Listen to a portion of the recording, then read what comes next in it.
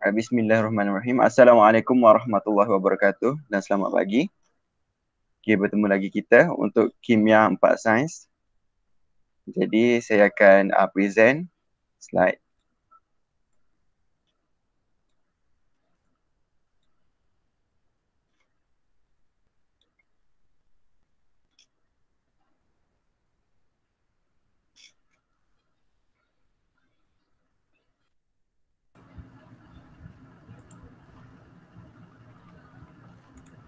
Okay, boleh nampak tak slide? Boleh. Okay. Jadi hari ini kita akan belajar bab 5 ikatan kimia dan meneruskan topik subtopik 5.4 ikatan hidrogen dan juga 5.5 ikatan datif. Okay. Standard pembelajaran yang kita akan pelajari pada hari ini, murid-murid boleh menjelaskan dengan contoh pembentukan ikatan hidrogen, menerangkan kesan ikatan hidrogen ke atas sifat fizik bahan dan juga menjelaskan dengan contoh pembentukan ikatan datif. Jadi, first of all, kita tonton video.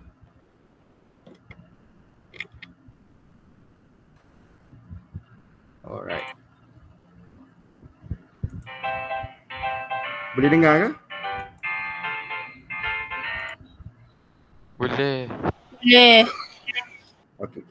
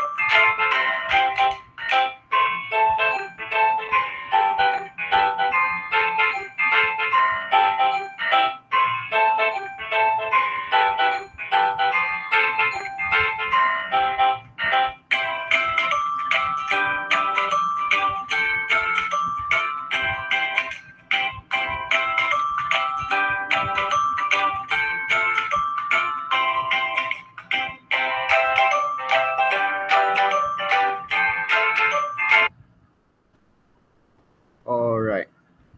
So, ada siapa-siapa boleh bagi pendapat untuk apakah berkaitan antara video itu dengan tajuk pembelajaran kita pada pagi ni? Siapa-siapa boleh bagi tahu cikgu?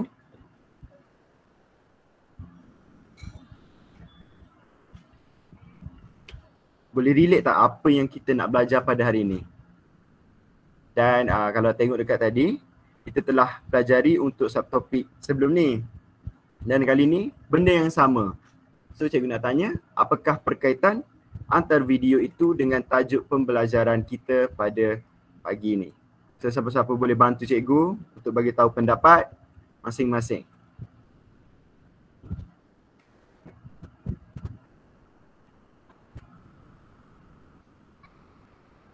Okey, fikir-fikir dulu. Ada dekat video tadi ada kasut, ada tangan, semua tu. Dia tengah buat apa? So, siapa-siapa boleh bagi tahu cikgu ke tak?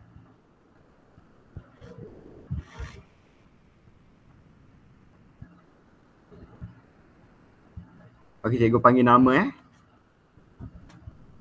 kalau siapa nak volunteer pun boleh ataupun nak cikgu panggil nama. Okey.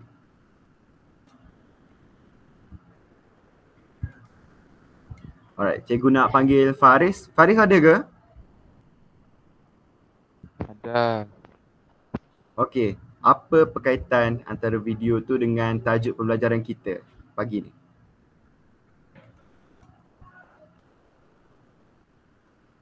Apa yang Faris boleh nampak sebentar tadi? Berkaitan dengan ikatan hidrogen tu. Okey. Okey, orang lain ada pendapat yang lain tak?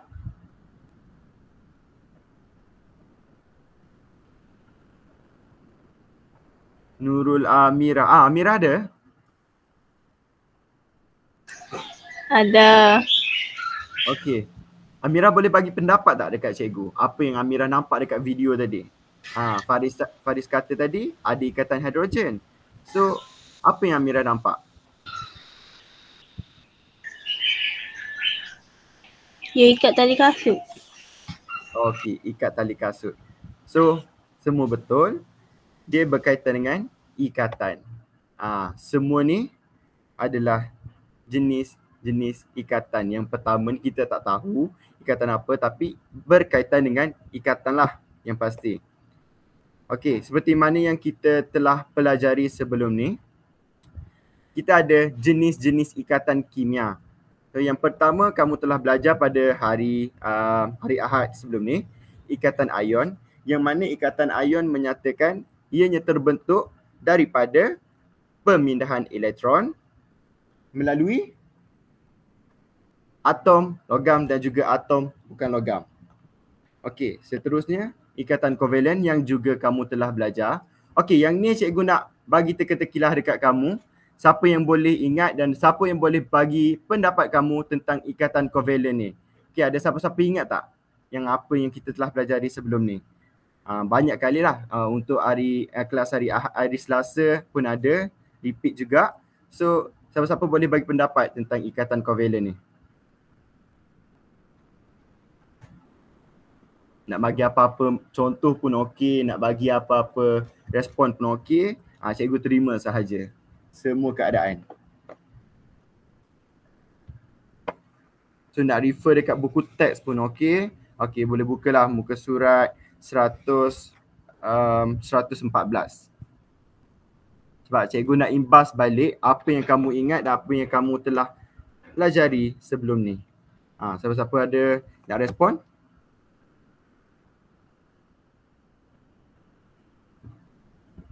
Okay, Amira dengan Faris tadi dah okey. So, cikgu nak minta Haikal ada? Haikal?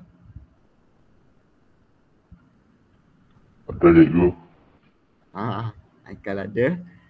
Haikal ada kat mana tu, Kal? Jauh bunyi suara tu. Dan ni ada kat rumah. Oh, kat rumah. So, apa respon Haikal tentang ikatan kovalen?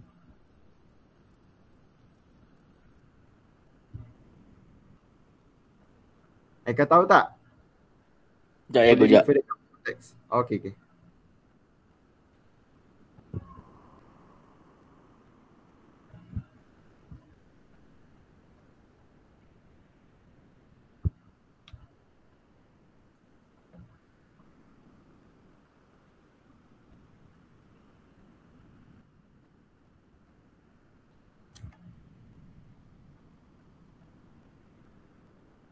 Maaf cikgu, saya tak tahulah.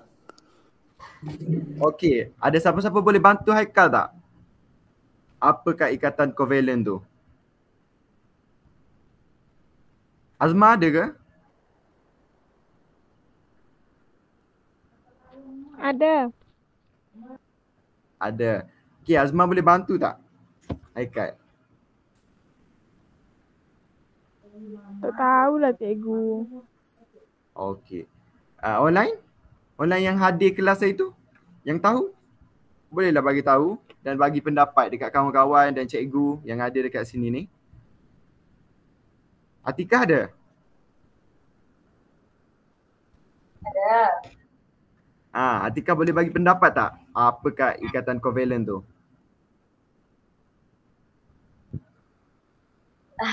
Dah. Okey, tak apa. Kalau semua tak tahu, cikgu akan bagi tahu.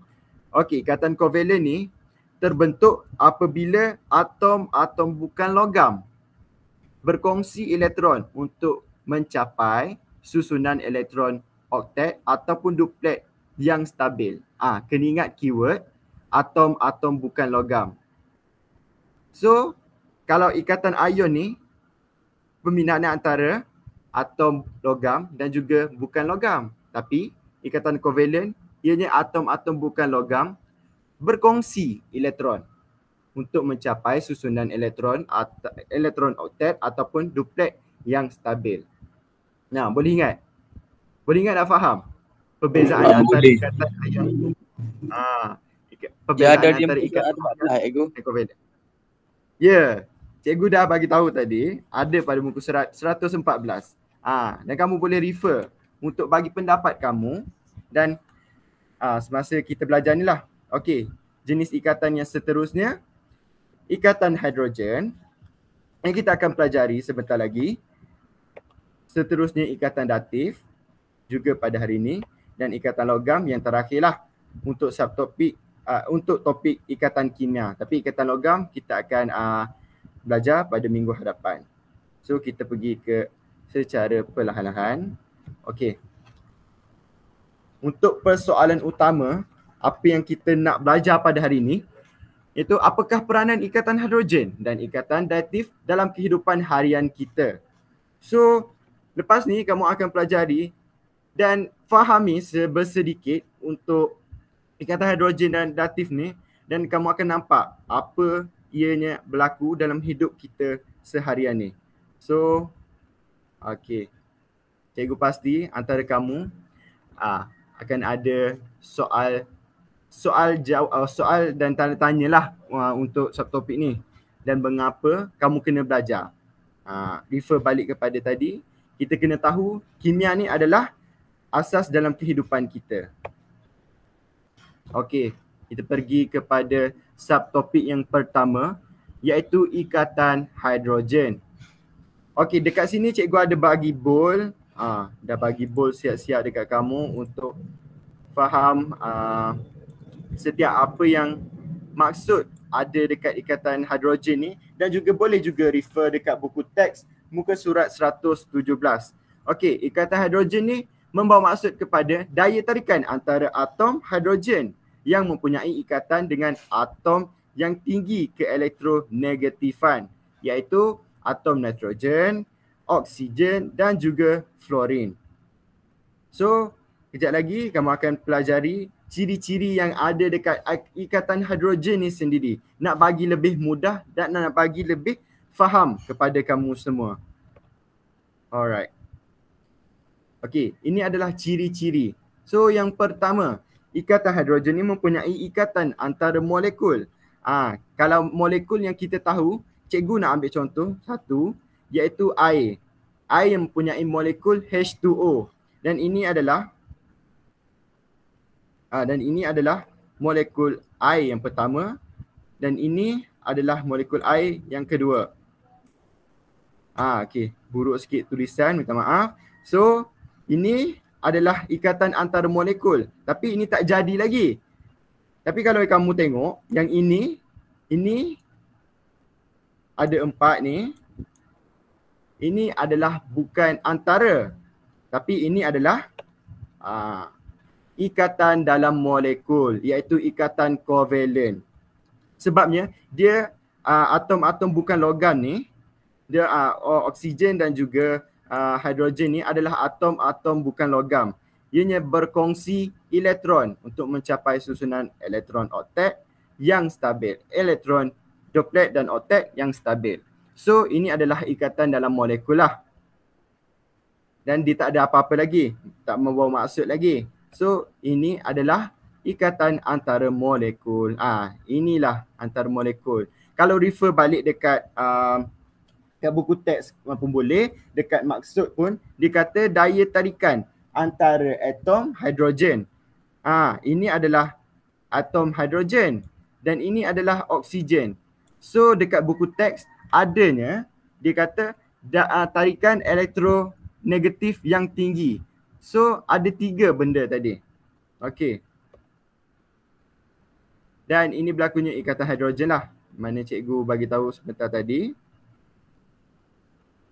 Kita masuk kepada ciri yang kedua. Ianya terbentuk di antara. Okey. daripada atom hidrogen kepada 3. Yang pertama nitrogen, yang kedua oksigen dan yang ketiga fluorin. Sebab apa? Sebab ketiga-tiga ni mempunyai keelektronegatifan yang tinggi. Okey, kamu mesti tertanya, apa maksud keelektronegatifan ni? Okey, ada sekali dinyatakan dalam slide ni. Cikgu akan bagi tahu. Okey, maksud dia ialah kekuatan nukleus di dalam atom untuk menarik elektron. So untuk mencapai kestabilan dalam susunan elektron tu lah. Sebab tu dia nak tarik dan perlu juga daya keelektronegatifan yang tinggi ni. Okey, cikgu ambil contoh satu. Hidrogen, molekul untuk hidrogen. Bayangkan ini adalah satu molekul dan ini adalah molekul kedua. Dan ianya terikat antara satu sama lain. So hidrogen bertemu dengan fluorin akan membentuk satu ikatan hidrogen. So boleh jadi juga untuk oksigen, boleh ganti dekat sini, dia akan jadi satu ikatan hidrogen. Sebabnya kenapa hanya ini? Kenapa kalau dalam soalan dia tanya kenapa HF sahaja berlaku? So dia boleh refer kepada kamu punya maksud sebentar tadi, dia mempunyai keelektronegatifan yang tinggi. Okey, setakat ni boleh faham ke? Atau nak cikgu repeat balik untuk definisi ni? Faham. Ada siapa yang boleh respon? Okey, faham. Okey. Kat sini ada salah satu gadget yang mana kamu tahu benda ni memang sangat-sangat orang perlukan sekarang ni. Sebab tanpanya tak boleh hidup lah. Kalau kita ni buat masa sekarang ni melalui generasi yang sangat-sangat baru, memang tak boleh lepas daripada satu gadget ni. So cikgu nak bagi kamu satu akronim untuk kamu ingat sampai bila-bila yang berkaitan dengan ikatan hidrogen ni. Okey, cikgu namakan dia sebagai handphone. Okey, kalau dekat sini pun boleh nampak bayangan. Ada siapa-siapa boleh tahu tak? Boleh bagi tahu cikgu ataupun rakan-rakan yang lain, apakah hand, lepas tu apa pula phone ni? Siapa-siapa boleh bagi pendapat tak?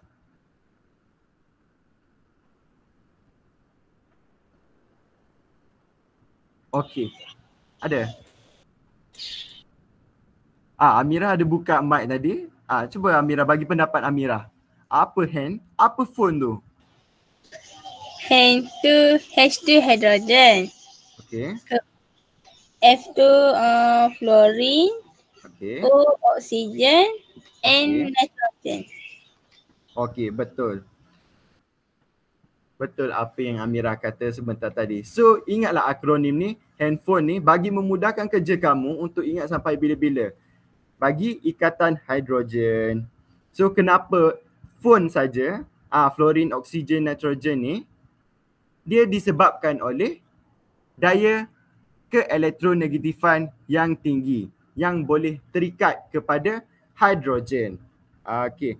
So maknanya kamu mesti tertanya-tanya, kenapa atom lain tak boleh? Contoh macam cikgu ambil contoh sebagai klorin ke, kenapa klorin tak boleh? Sebabnya klorin tu mempunyai keelektronegatifan yang rendah. So ingat 3 perkara ni je. Hanya phone sahaja yang boleh bagi keelektronegatifan yang tinggi. So ingat handphone, ingat akronim ni dan ingatlah ikatan hidrogen ni. So ingat sampai bila-bila. Okey. Inilah kita menjadi persoalan utama kita sebentar tadi. Apakah peranan ikatan hidrogen dalam kehidupan harian kita ni? So cikgu akan bagi tahu. Okey, cikgu akan bagi tahu. Kalau kamu tengok dekat buku teks, adanya pada muka surat 118 ni. 118 ni ada wanita, tak pastilah dia bangsa apa, dan tunjuk dekat situ free hair. Free hair maksudnya dia rambut lah. Dan dekat situ kita boleh tengok yang rambut kita sendirilah. Kalau kita sentuh-sentuh pun lepas kita mandi, rambut tu mesti basah dan akan melekat sesama sendiri. So kenapa?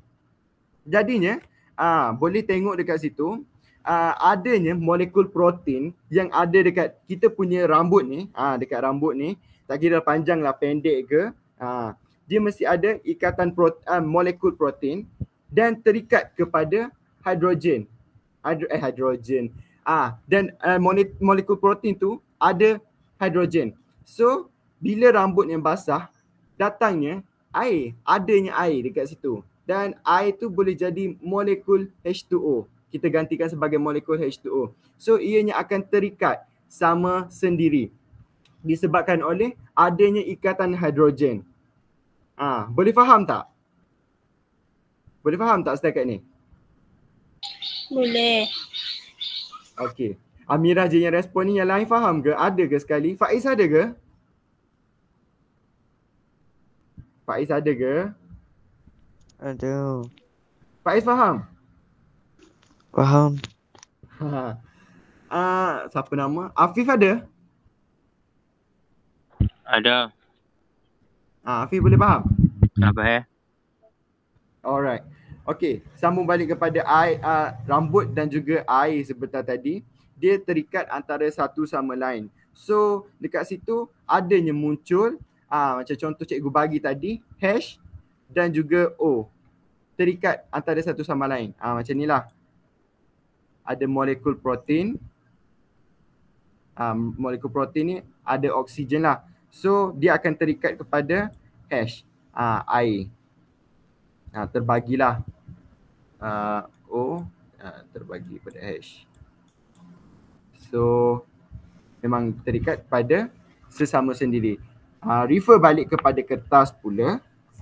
Kalau kita tengok dekat sini, ikatan hidrogen terbentuk antara selulosa kertas. Dipanggil selulosa. Selulosa tu juga yang ada jenis-jenis protein yang kita tahu dalam kertas. So kalau refer dekat buku teks ni pun, kita boleh tahu yang contoh dalam permukaan yang kering, tak ada air, dia susah. Kita andaikan dan buat bayangan lah, dia susah nak belik. Tapi bila kita calik, selalunya kita tengok mak-mak kita ataupun ayah-ayah kita, kalau nak belik, dia akan calik air liur dulu, baru dia gerak ke seterus page. So dekat situ, dekat kertas ni, dia ada selulosa kertas yang ada terikatnya OH. Okey, dekat sini pun boleh nampak OH. Dan bila air ni kita sentuh saliva ni, air liur, ada H2O. Dan O itu akan terikat kepada H yang ada di selulosa kertas. Okey, boleh faham? Boleh. Alright. So maknanya ada dua peranan ikatan hidrogen ni dalam kehidupan harian kita yang boleh nampak dengan secara jelas lah. Okey, yang seterusnya, ini juga merupakan perkara yang penting untuk kita tahu tentang ikatan hidrogen ni. So, kita kena tahu kesan ikatan hidrogen ke atas sifat fizik bahan. Alright. Sifat fizik ni yang mana kita tahu dekat buku nota kamu, buku teks kamu ada muka surat 119 yang dikata sebatian dalam bentuk cecair mencapai takat didih. So takat didih tu adalah sifat fizik bagi sesuatu bahan. Dan apabila daya tarikan antara molekul dapat diatasi katanya. So dekat situ dalam sebatian kovalent etanol, yang mana boleh tengok dekat slide ni, etanol ni mempunyai atom hidrogen. Atom hidrogen H5H tu. Okey, alah tak nampak ke Z pula. H5 ni adanya atom hidrogen. So maknanya dia akan membentuk ikatan kovalent dengan atom oksigen. Oleh itu, atom oksigen ni di dalam molekul etanol dapat membentuk ikatan hidrogen dengan atom hidrogen. So H ni dari molekul air lah. Yang ini molekul air. Ini adalah molekul air dan ini adalah H daripada molekul etanol. So apa pula kita nampak dekat sini, terdapat ikatan hidrogen yang terbentuk antara molekul selain daripada daya tarikan van der Waals. Okey, baca buku teks baca buku teks baris ketiga yang atas sekali muka surat 119. Dia kata selain daripada daya tarikan van der Waals yang lemah. So maknanya van der Waals ni dia nak putus juga ikatan hidrogen ni.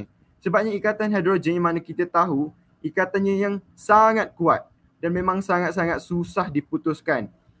So perlunya lebih banyak haba untuk mengatasi daya tarikan van der Waals yang lemah ni di samping untuk memutuskan ikatan hidrogen. Dia nak juga. So dia perlukan tenaga haba yang tinggi daripada daya tarikan van der Waals. Oleh itu, takat didih etanol C2H5OH ni adalah tinggi. Dan sebaliknya, molekul seperti klorin yang tidak membentuk ikatan hidrogen mempunyai takat didih yang lebih rendah berbanding dengan etanol. So dia kata ada klorinnya dalam tu dan klorin tidak berkait antara satu sama lain dengan ikatan hidrogen. Sebab apa? Sebab cikgu bagi tahu tadi ikatan klorin ni, atom klorin ni bukanlah salah satu yang mempunyai keelektronegatifan yang tinggi. Okey, setakat ni boleh faham ke? Boleh. Boleh. Boleh faham dengan jelas? Okey. Okey, tadi cikgu ada tengok Izzat Fahmi. Izzat Fahmi. Izzat Fahmi rasanya nama dia. Izzat Fahmi boleh catch, boleh tangkap tak apa yang kita telah pelajari ni? Sebabnya dah separuh dah masuk. Tak apa, nanti kalau dalam kelas cikgu akan bagi link YouTube. Okey. Cikgu akan bagi link YouTube untuk kamu belajar balik pada awal-awal lagi yang cikgu telah bagi tahu sebentar tadi. Takut-takut terlepas banyak. So nanti susahlah nak catch up. Alright. Okay, kita masuk kepada 5.5 ikatan datif. Kejap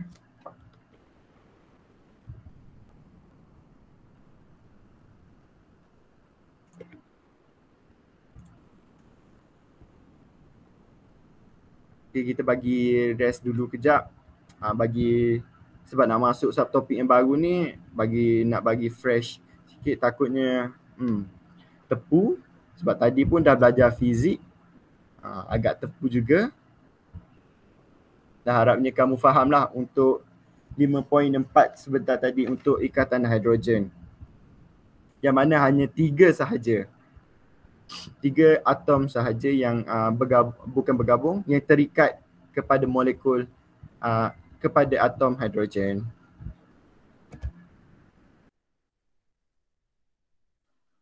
Okey, cikgu akan bagi ruang masa. Rehat kejap.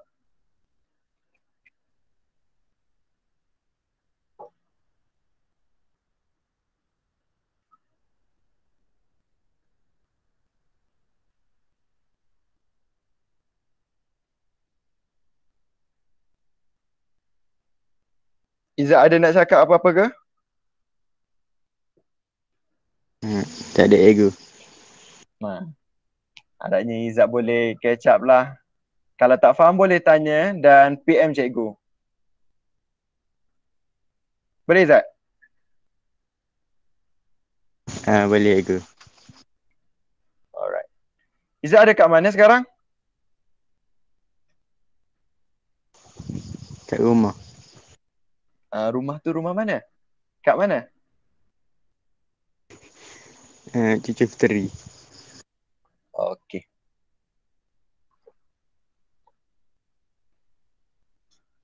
So take time minum air ke? Nak pergi tandas ke? Kita relax-relax dulu sebelum kita sambung kepada ikatan datif.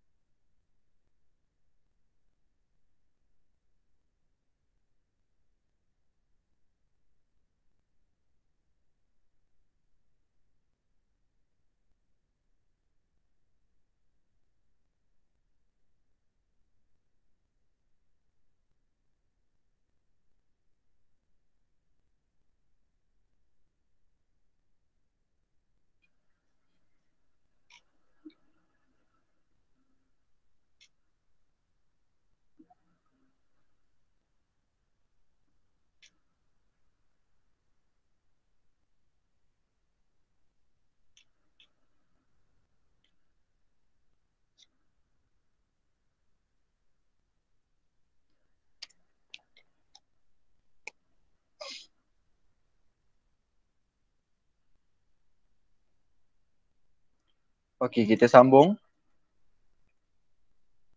Dah boleh sambung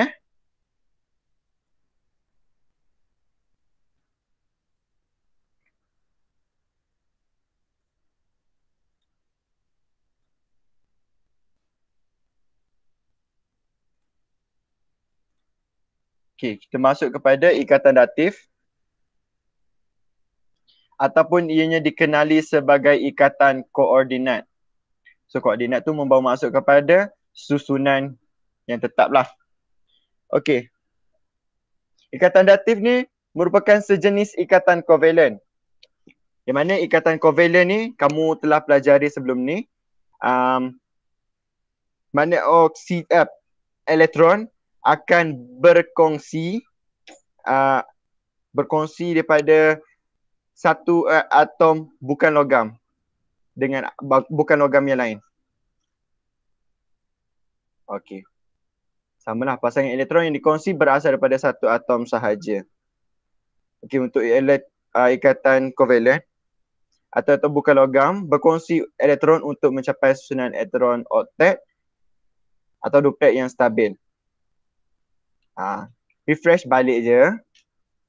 So untuk ikatan kovalen ni, cikgu ambil contoh air, H2O. Kalau dekat sini kita boleh nampak yang ianya tidak mencukupi, tidak mencapai susunan elektron duplet dan oktet untuk mencapai kestabilan. So dia ada 8 proton untuk oksigen dan ada 1 proton untuk hidrogen. Okey, so total untuk oksigen ni ada 2.6. Untuk hidrogen ada 1 proton dan ada 1 susunan elektron sahaja. Yang ni duplet. Yang ini adalah oktet. Okey. Masuk kepada pembentukan dia. Alright. So maknanya kita tengok tadi, alright. Yang ni tak cukup 2 elektron. Dan ini ada 1 sahaja. So dia tak akan jadi HO. Dia tak akan jadi benda yang selain daripada itulah. Tapi dia akan ikut benda yang boleh mencapai susunan elektron oktet yang stabil. So dekat sini boleh nampak yang air memerlukan, oksigen memerlukan 2 hidrogen untuk mencapai susunan elektron oktet yang stabil. So 2 atom hidrogen akan attach kepada oksigen. So membentuk kepada 2.8.8. So dah cukuplah dia punya, dah stabil lah dia punya susunan elektron tu. Okey. Jadinya H2O. So kali ni kita akan belajar bagaimana pula dengan ikatan datif. Okey, contohnya kita ambil hydroxonium H3O+. Ingat ion tu dia ada plus dan ataupun minus lah kalau benda yang berkaitan dengan negatif. Tapi hydroxonium ni benda yang positif. So positif dia akan jadi H3O+. So inilah pembentukan dia. Okey, untuk H2O tu dia dah mempunyai susunan elektron oktet dengan duplet yang dah stabil lah. Yang ni contoh dia. Yang ini cikgu ada nampak tak kerja? Yang ini memang dah stabil. Tapi yang ini ion hidrogen ni dia tak tahu dia nak pergi mana. So ikatan datif ni datangnya dia dan membentuk kepada satu ion yang dinamakan sebagai hydroxonium. Ini adalah contoh lah. Dan H+ ni tidak mempunyai elektron di dalam petala. Alright. So dia akan masuk dan attach untuk bagi lebih stabil. Okey. Ini adalah gambar rajah yang terakhir untuk ion hydroxonium. Nampak tak perbezaan dia? Ada nampak tak? Ada siapa-siapa boleh faham ke? Dengan penerangan cikgu tadi? Cikgu boleh mula tak? Okey, boleh.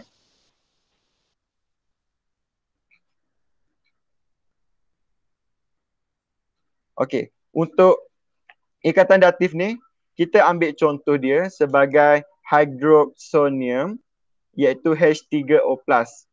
Dan ada plus tu disebabkan dia ialah ion. Kalau atom dia akan jadi H3O je. Tapi dekat sini cikgu padam balik.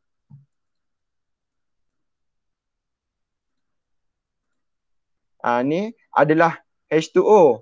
H2O tadi kita tahu yang dia mempunyai susunan elektron duplet dan oktet yang dah stabil. So bila datangnya H+ ni, ion ni, dia akan masuk dan attach kepada air ni. So dia tidak mempunyai elektron di dalam petala. Tapi dia cuma sekadar masuk. Dia masuk dan attach bersama-sama dan jadilah ion hydroxonium. Inilah cara lukisan dia. Faham tak? Faham. Okey. Okey, inilah merupakan peranan ikatan datif dalam hidupan harian lah. Daripada, tak nampak. Okey, daripada ion hidrogen dan campur dengan amonia akan menghasilkan ion amonium NH4+. So inilah dia punya produk. Alright. Okay, kita masuk kepada aktiviti. Sebabnya ada lagi 12 minit. Cikgu akan bagi kuis ni juga dalam grup WhatsApp sebab untuk tugasan kamu pada minggu ni.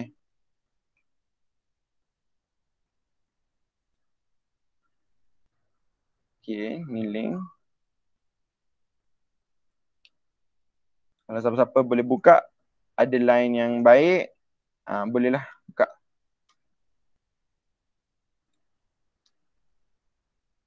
So cikgu akan bagi satu contoh dulu. Kita buat sama-sama.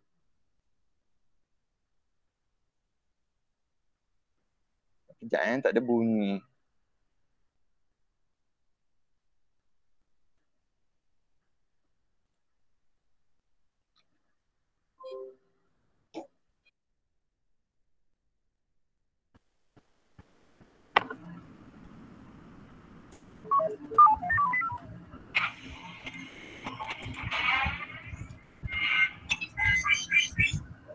Alright, dah banyak kantoi sebenarnya tadi.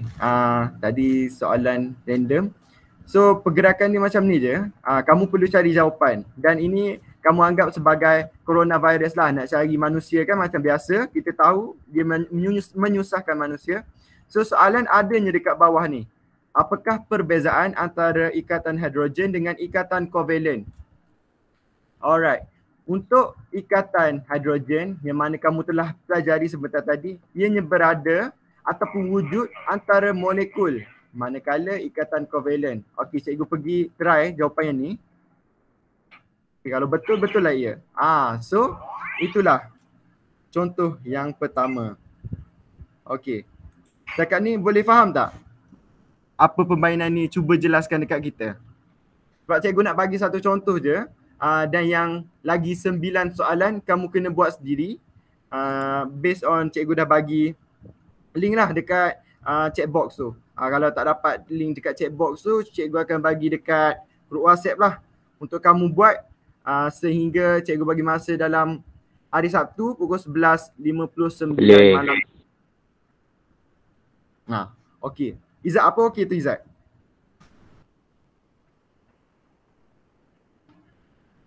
Izzat? Izzat boleh faham tak? Game ni, cara dia nak main. Kalau dekat phone pun boleh buka. Cikgu dah try banyak kali lah. Sebab benda ni memang sangat seronok bagi cikgu. Dan ia juga merupakan satu kajian untuk cikgu buat semasa di universiti. So, game ni sangat-sangat mudah dan bagi menguji lagi kamu punya minda lah. Kalau tak boleh buka, cikgu ada juga bagi dalam bentuk gambar nanti dalam kelas untuk kamu buat sebagai latihan di rumah lah. So ini adalah contoh-contoh soalannya. Boleh nampak tak? Keperlu besarkan.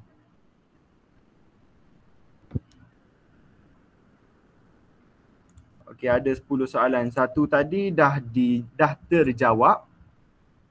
Cikgu pun tak pasti soalan mana yang dah terjawab tadi.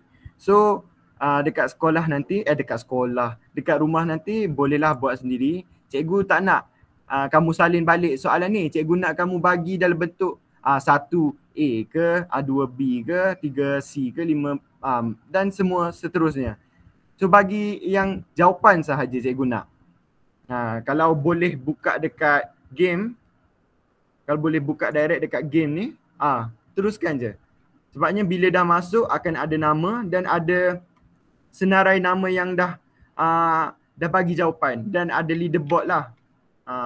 Leaderboard dia macam ni, contoh. Ini merupakan contoh lah. Siapa nombor 1.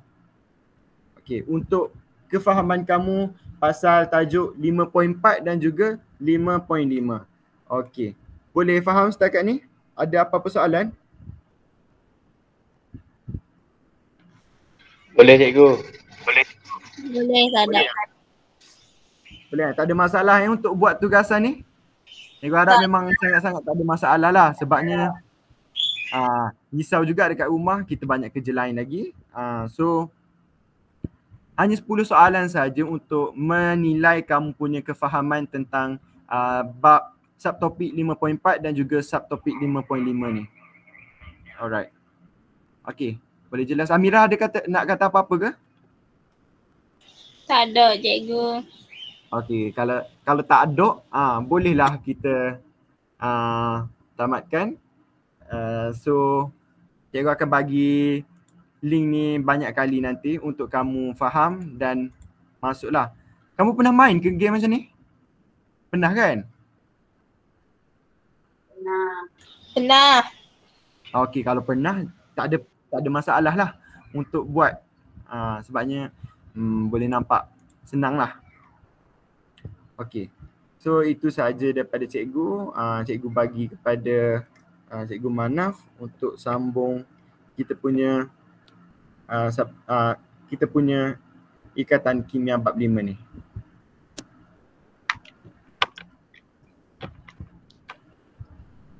Cikgu mana ada ke? Okey, ada. Okey, terima kasih Cikgu Afzan. Okey, daripada pembelajaran hari ini, topik hari ini jelas Dan saya harap pelajar mungkin pelajar susah nak digest untuk permulaan ni kan, tapi idea yang telah diberikan oleh Cikgu Afzan tu memang dah lengkap. Cuma pelajar kena follow up saja, follow up dengan menjawab soalan, latihan yang diberi itu, insya-Allah pelajar boleh faham lah. Okey, itu saja cara dia, tak ada cara lain. Okey, dah lengkap dah. Okey.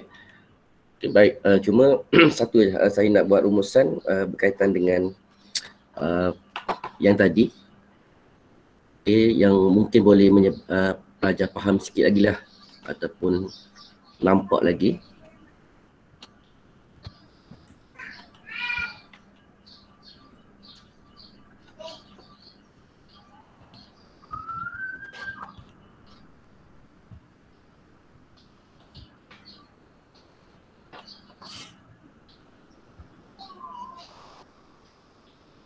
Okey, tadi Cikgu Afzan dah cerita dah berkenaan dengan yang pertama tu, berkenaan dengan ikatan hidrogen. Ikatan hidrogen, tu saya harap pelajar faham lah. Ikatan hidrogen tu, kaedah yang Cikgu Afzan tunjuk tadi, handphone tu, yang Amira jawab tu, hidrogen dengan atom yang tinggi keelektronegatifan. So, ada tiga iaitu FON lah. Okay, fluorine, oksigen, nitrogen. So, memudahkan pelajar lah. Dia bagi 3 saja dalam silibus awak tu. Okey, hidrogen dengan FON. Okey, beres yang tu tak ada masalah. Okey, penerangan berkenaan dengan yang ni pun sama tadi. Okey, cuma saya nak terangkan macam ni. Ingat balik cuba bawa ingat balik. Okey, ni yang penting selalu ditanya dalam soalan. Okey, ikatan ionik, ikatan ion kan? Ikatan ion tu dia diikat oleh daya daya elektrostatik. Okey, ini untuk ikatan ion. Okey, dan untuk ikatan kovalen, okey, dia diikat oleh daya yang dipanggil sebagai antara molekul. Daya antara molekul ni, okey, katakan ni daya antara molekul ni, ni molekul pertama dengan molekul kedua, kan? So ini yang dipanggil sebagai daya antara molekul. Juga dikenali sebagai daya van der Waals.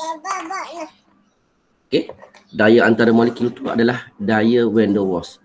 Daya van der Waals ni adalah daya yang sangat lemah, sangat lemah. Bila sangat lemah, mana dia mudah diuraikan lah. Okay, jadi saya nak fokuskan kepada pelajar, iaitu pelajar kena ingat, kalau ion, daya elektrostatik, kalau ikatan kovalen, daya antara molekul, iaitu daya van der Waals. Okey, baik, dalam bahagian ni dia tambah sikit bahawa di samping daya van der Waals yang wujud, akan ada wujudnya daya ataupun ikatan hidrogen apabila hidrogen bertemu dengan unsur yang elektronegatif ni. Jadi sebab itulah molekul ni, etanol ni, dia mempunyai takat didih yang lebih tinggi berbanding pelarut organik yang lain. Pelarut organik lain macam klorin, pelarut metil benzina dan sebagainya, sebab kerana dia ada ikatan hidrogen. Okey, baik. Yang seterusnya ikatan datif. Okey. Ikatan datif, maksud dia ikatan datif atau ikatan koordinat merupakan sejenis ikatan kovalen yang mana pasangan elektron yang dikongsi berasal daripada satu atom sahaja. Okey, yang contoh Cikgu Afzan tunjuk tu dalam H2O, dalam air kalau awak tengok, masing-masing sudah mencapai kestabilan dah, oktet dengan duplet. Dan hidrogen ni pula dia tak ada apa-apa. Dia nak menumpang kasih sayang lah. So bila dia menumpang kasih sayang, dia membentuk hidroksonium ni. Okey, cuma saya nak terangkan satu lagi dalam amonia, dalam amonia yang Cikgu Afzan tunjuk tadi. Okey, so kita tahu formula amonia NH3 kan. Okey, dan kalau saya tanya pelajar, cuba ingat balik apa yang awak belajar sebelum ni. NH3 ni ikatan ionik ke ikatan kovalen? So dia adalah ikatan kovalen. Macam mana awak share dia ikatan kovalen? Macam mana awak cam dia ikatan kovalen? Pertama, cara yang paling mudah, okey, dua-dua bukan logam, kan? Dua-dua bukan logam. So kalau dua-dua bukan logam, bermaksud dia adalah ikatan kovalen yang mana mereka berkongsi. Okey, asalnya macam mana? Asalnya macam ni kelas. Kita ada N. N susunan elektron dia berapa kelas? N jisim dia ialah 14. Maknanya proton dia 7. Susunan elektron dia adalah 25. Okey. 25 cuba kira. 1, 2, 3, 4, 5. Okey, hidrogen ada 3. So tambah hidrogen hidrogen ada 3.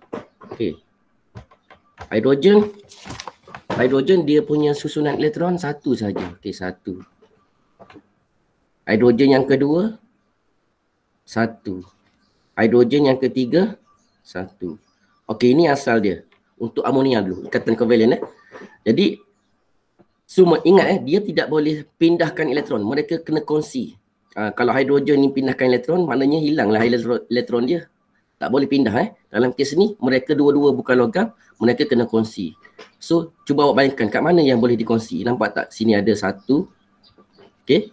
Kat situ ada 1 kan? Sini ada 1. Sini ada 1. Sini ada 1. Okey, cuba kita kongsikan. So, bila awak kongsikan, dia akan jadi macam ni Okey, ni untuk ingatan semula ni. Recall balik apa yang awak dah belajar. Okey, nitrogen. Okey, 2 tadi. Okey. 1, 2, 3 kan. Dia ada 25 Ni dia susunan dia 25. So hidrogen datang sini. Okay, hidrogen datang sini. Dia bergabung. 1, 2, 3. Okey, so kalau awak tengok, cuba awak bilang balik susunan nitrogen. Hak petala pertama 2, hak petala terakhir 1, 2, 3, 4, 5, 6. Sorry, sini ada satu lagi dia 25 cuba kalau kira balik 1, 2, 3, 4, 5, 6, 7, 8. Okey, nitrogen mencapai susunan oktet. Hidrogen ada 3 hidrogen dan ketiga-tiganya mencapai susunan duplet. Sebab itulah formula dia NH3. So bila saya bagi maklumat, yang ni kira lengkap lah sebab dah bagi nitrogen dan hidrogen. Kalau soalan bagi maklumat dalam bentuk A dengan B, dia bagi maklumat apa? Dia bagi maklumat, okey, nitrogen ada 7 proton. 7 proton dan B ada 1 proton.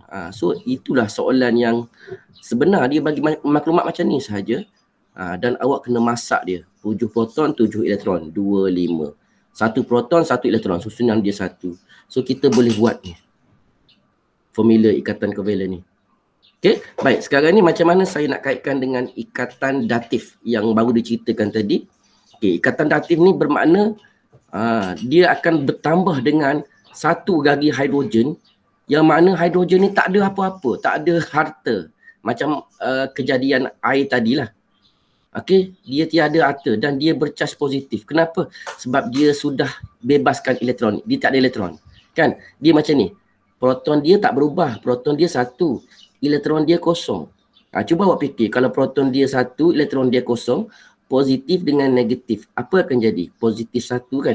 So sebab itulah dia bercas positif. So sekarang ni dia nak menumpang kasih dengan amonia ni. Boleh ke tak boleh? Amonia ni dia baik hati dia bagi. So kat mana yang boleh dia bergabung? Cuba awak tahu kat mana dia boleh pergi kepada amonia ni untuk dia bergabung. Kalau awak perhatikan betul-betul, nampak tak sini? Kan ada 2 elektron kat sini kan, sebab dia nak mencapai susunan duplet. Dia ada 1 petala, hidrogen hanya ada 1 petala dan dia hanya memerlukan susunan duplet. Jadi kat sinilah dia akan bergabung, akan jadi macam mana? N. Okey, sini dah ada hidrogen kan, hidrogen, sini dah ada hidrogen yang asal. Okey, dan yang baru ni ini ada dua elektron kan yang tidak bergabung dengan atom hidrogen.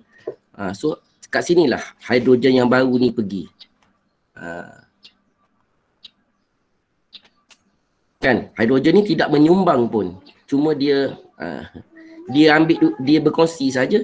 Tapi dia kalau kita faham kongsi ni maksudnya okey, saya 1, awak 1 kan. Kita kongsi sama-sama kan. Tapi dalam kes ni dia tidak sebenarnya kongsi lah, tidak menyumbangkan elektron. Sebaliknya dia hanya berkongsi tu, dia attach saja. Dia attach dengan molekul amonia ni. Okey, kalau awak tengok gambar ni kan, macam ni contoh kan. Hidrogen ni saya tidak mempunyai elektron. Saya ada sepasang elektron untuk dikongsi. Ni amonia ni baik. So saya sudah mencapai susunan duplet. Dia dah mencapai susunan duplet. Dan yang ni saya masih lagi dalam susunan oktet. So maksudnya dia tidak, nitrogen ni dia amonia kat sini ni dia mencapai susunan oktet. Dia tidak berubah apa-apa. Okey, dia ambil yang ni. Okey, jadilah NH4. Sebab itulah formula tu kalau awak hafal lagi tu kan, awak hafal dalam muka surat berapa tu, dalam bab 3 tu, formula bagi NH4 adalah NH4+. Dan dia bukan lagi dipanggil sebagai amonia tetapi dipanggil sebagai amonium. So itu sebab dia. Dan dia terbentuk daripada daripada ikatan datif. Okay, ini untuk silibus KSSM. Kalau silibus lama, awak tanya kakak-kakak awak, abang-abang awak sebelum ni, dia orang tak tahu pasal ni. Okay, dia orang cuma hafal NH3, gas amonia, gas yang berbau busuk tu. Okay.